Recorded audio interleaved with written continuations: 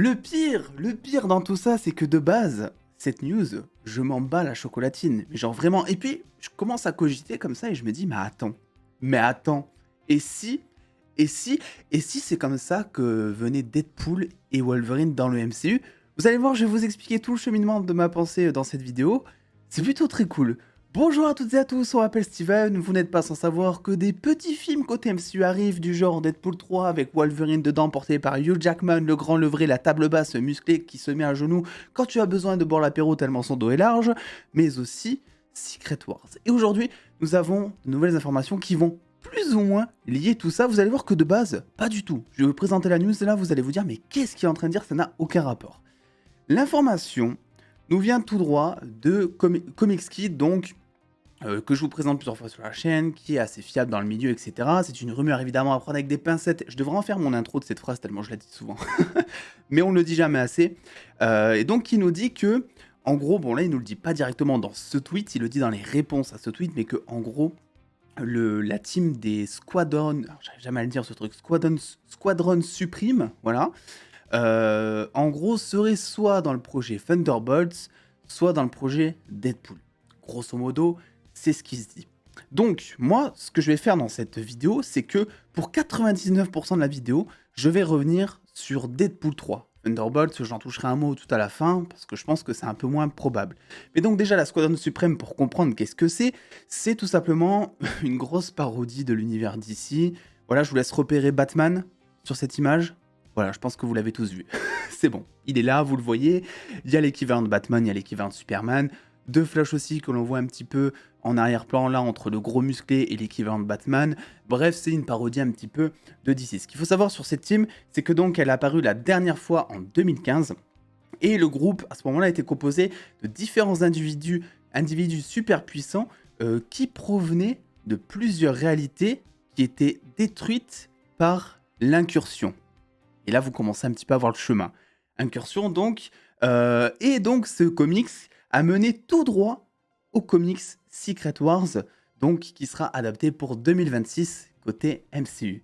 Vous le savez, donc l'incursion a été introduite dans Doctor Strange 2, mais ce qu'il faut savoir, c'est que c'est toujours d'actualité. Voilà, ça a été expliqué par un Mister Fantastique, faut éviter les incursions, c'est horrible, ça détruit le multiverse, quoi. Voilà, t'as une réalité qui en frappe une autre, une des deux peut se détruire, les deux peuvent se détruire, c'est au petit bonheur la chance, et à la fin, en post-crédit, eh ben, il y a Cléa qui vient voir Doctor Strange et qui lui dit « Écoute, frérot, t'as un petit peu foutu la merde, t'as causé une incursion. Donc maintenant, tu vas arrêter là de réparer ta montre, de t'habiller en mode civil, etc. » Chose qui a dérangé tous les fans du MCU à ce moment-là, parce que Doctor Strange déguisé en civil, j'ai jamais vu ça. Aberrant, franchement, mettez-lui une cape, ça m'a dérangé, ça m'a fait bizarre.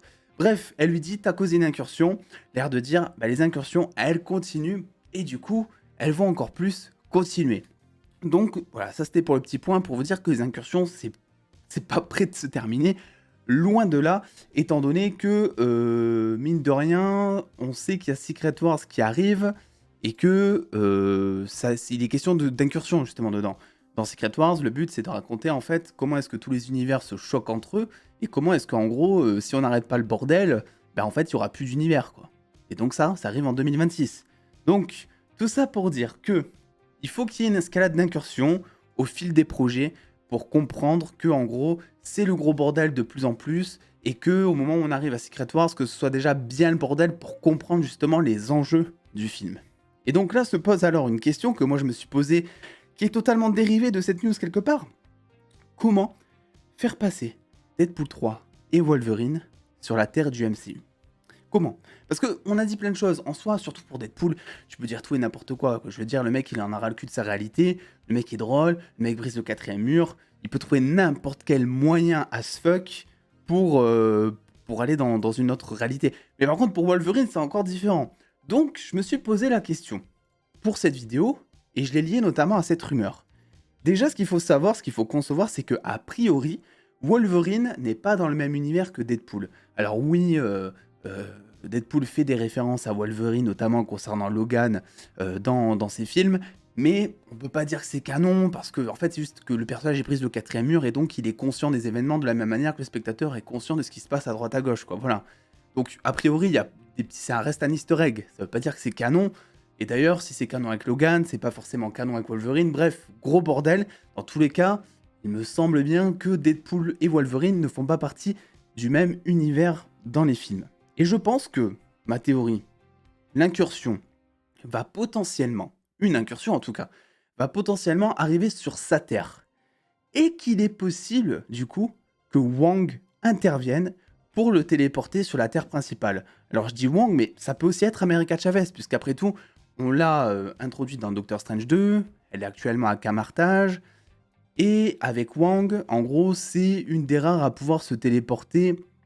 Enfin, Wong peut se téléporter de terre en terre, en gros. De terre en terre, pas du tout, de zone géographique à zone géographique, on va dire. Et America Chavez, elle, c'est la seule à notre connaissance pour l'instant qui peut se téléporter d'univers en univers. Donc, peut-être que c'est pour ça qu'on a introduit America Chavez. C'est pour aller sauver Deadpool. C'est pour aller potentiellement sauver Wolverine aussi. Moi, je me dis que ça pourrait être une bonne idée. Parce que de toute façon, il y aura besoin de Wong pour coordonner le tout en guise de mentor sur la team, et America Chavez servira tout simplement à ouvrir les portails. Donc je me dis, bon, tu te dis, Wong, il a pris quand même énormément d'importance ces dernières années. Il est même dans She-Hulk. Si quelqu'un m'avait dit ça, je l'aurais pas cru. Il est dans No Way Home. Il est dans Shang-Chi. Il est un petit peu partout. Tu sens que le mec va prendre beaucoup plus d'intérêt. Et aux dernières nouvelles, ben, c'est vrai que Strange, lui, est dans une autre dimension avec Léa.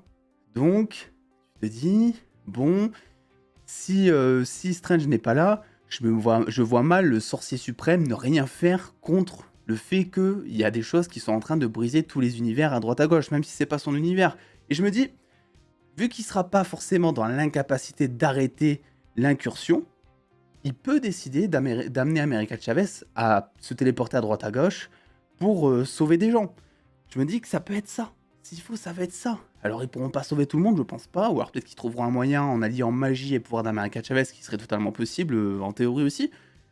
Mais voilà, je me dis que ça serait intéressant. L'autre chose, c'est que bon, c'est bien beau de sauver des gens, mais où est-ce qu'on les met et qu'est-ce qu'on fait? Eh bien moi je pense que la terre principale du MCU servirait un petit peu d'arche de Noé. Ça serait vraiment trop la classe, pour être honnête.